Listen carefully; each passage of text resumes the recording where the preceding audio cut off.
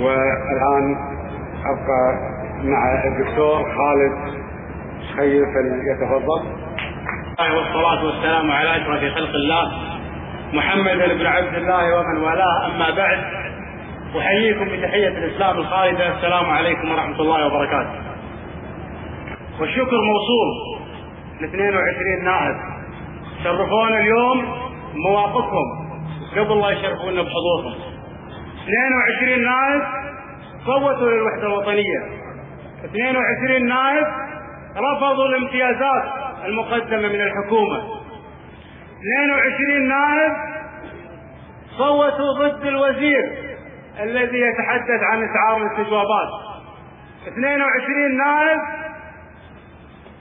تكاتفوا ووصلوا رسالة لكل من يريد أن يضرب الوحدة الوطنية أننا ككويتيين حضر وبدو وشيعة وسنة لا نقبل هذه التفرقة. أعضاء مجلس الأمة 22 قاموا بواجبهم، لكن مسؤولية الحفاظ على الوحدة الوطنية مسؤولية النظام وليست الحكومة، أكبر من الحكومة. البعض يحاول أن يضرب الوحدة الوطنية، بعض سراق المال العام يحاول أن يشغل الشارع ويشغل أعضاء مجلس الأمة بفتنة، مرة حضر وبدو مرة شيعة وسنة، لكن الدور يقع على النظام. يجب أن يتدخل النظام في هذا الوقت في كل حكومات دول العالم. الحكومة هي التي تحث الشعب على الوحدة الوطنية، إلا عندنا بالكويت. عندنا بالكويت الشعب هو الذي يحث الحكومة على الوحدة الوطنية.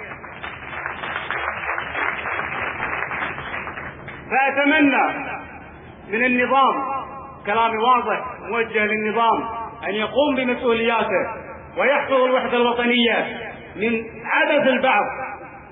وأنا في هذا المقام أعرض على تصريح الشيخ أحمد صباح السالم، لأن البعض يقول هذا كلام 22 نائب أو هذا للتكسب السياسي. هذا ما صرح به الشيخ أحمد صباح السالم لوسائل الإعلام، هذا التصريح الشجاع من هذا الرجل الشجاع ابن أمير الكويت الراحل الشيخ صباح السالم. هذا الرجل قال أن قبل طرح الثقة في وزير الإعلام الحكومة لعبت سياسة حتى لو كان على حساب الوحدة الوطنية، وفتحت موضوع المزدوجين، وهي لا تقصد موضوع المزدوجين، هي تقصد صرف الأنظار عن اخفاقات الحكومة في عملية التجنيس الأخيرة.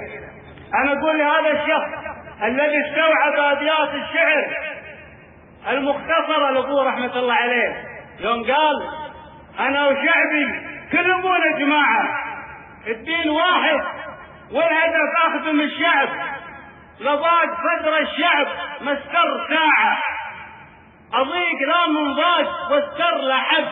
فهم أحمد صباح السالم وصرح هذا التصريح الشجاع اللي أتمنى من الحكومة أن تعي هذا الشيء. أما الشيخ أحمد صباح السالم فله كل الشكر والثناء على هذا التصريح الشجاع الذي هو شارك نواب الأمة في الدفاع عن الوحدة الوطنية.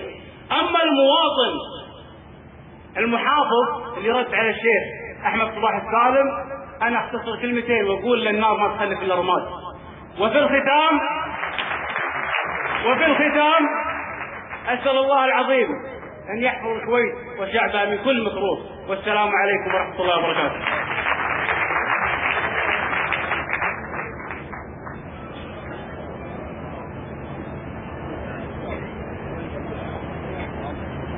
شكرا للدكتور خالد شخير.